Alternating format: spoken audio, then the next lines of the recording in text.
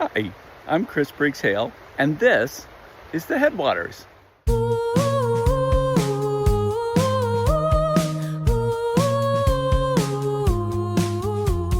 I'm here in beautiful southern New Hampshire, getting ready for the school year. This week's Substack is called Don't End the Silence. Sometime this fall, a team of yours will name something that's wrong after looking at student work and go quiet because nobody knows how to fix it. If your job is to help them, everything you do will want to fill that silence. Don't. We were sitting around a table looking at student work, and a teacher said, "Darn it!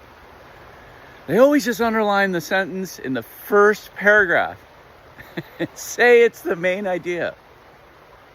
The other teachers laughed. Heads nodding, they do that.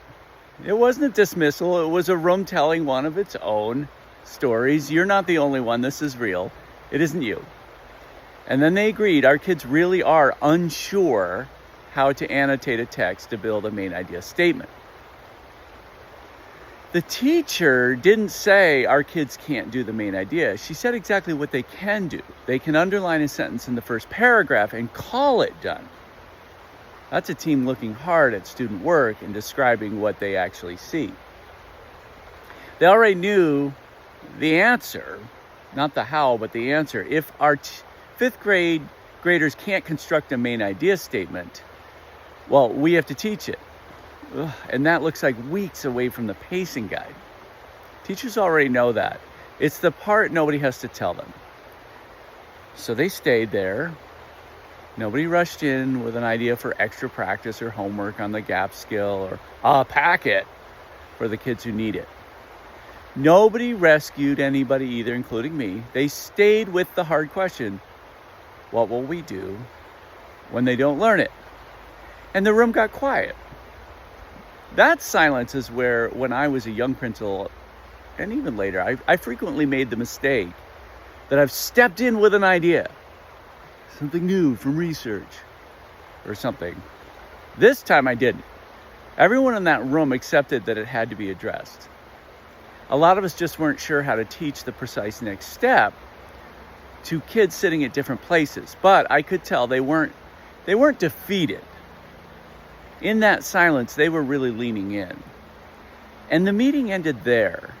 Not with a plan, but with a room full of people who had named something true and admitted to themselves that they didn't know what else to do about it at that moment. And that was hard for me. I had ideas that I might have directed them, but I could feel that my idea would probably get in the way of them learning it for themselves.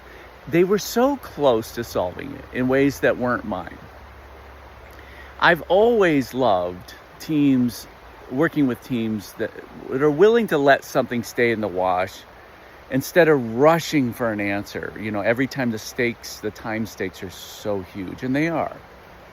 It takes more trust than people realize to let things stay in the wash. Somebody has to say, I don't know how first, and everybody has to decline the chance to look like they do. But it's also the edge of what a team can reach on its own, and nobody in that room had the how, including me, even though I thought I did. Frequent with me. So I stopped being sure of my idea and got curious instead. The same as everybody else. And that part isn't always me. Sometimes it's someone on the team who does the digging in the silence. And this time it happened to be me, and it only worked because I'd never announced in the meeting that I had an answer. I went looking as a learner, not as somebody who was rescuing, a leader who was rescuing. It was a good excuse to call my friend Dr. Robin Collins, a literacy specialist and a former teaching colleague. And through pure luck, she'd been building the exact same thing. Her line is one I still carry. The main idea is handed to you. It is not handed to you. You have to untangle it. She meant it about kids, but it was just as true about us. Our students underlined the first sentence that they found because they believed the main idea was just sitting there, findable, right there, waiting. We were staring at their work and doing the same thing, waiting for the next instructional step to be sitting there, findable in that data. Some teams do that, or the temptation to do that is there, but the how isn't going to be in the data. It just isn't. You have to untangle that too, and that takes a little time and trust and patience. Robin had built a brief guide to untangling the main idea through annotation. Name the steps. Determine the main idea. That's what the standard asks. But nobody on our team, the team I was supporting, had ever really broken that verb into things that a 10-year-old actually does. She had, and it was nothing like what I had been about to suggest. The next day, I caught the team in the hallway and I said, I found some resources. Did they want to look? And they did. That afternoon, during their own planning time, and they did. I brought the document into the room and they did the learning. They worked it out with each other. I stood back. I didn't design a single group or offer any ideas. This group started with short passages and a list of signal words like because, as a result, that's cause and effect. Or likewise, on the other hand, that's compare and contrast. Then one question. What is this passage doing? Nothing about the main idea yet. Just learn to see the shape of the text is what they decided. The kids who could already do that went to a different group and built topic sentences using a formula. Because their next step wasn't seeing the structure, it was proving that they'd seen it. The same standard, yet 3 different first steps, 3 different hows, built by these teachers in that room that afternoon. So here's what I would say to a principal or a coach or anyone who runs the room or is supporting the room come August, September, October, when you're in a PLC and the room goes quiet after looking at student work. Everything in you will want to solve it or help them solve it or show them that you have an idea.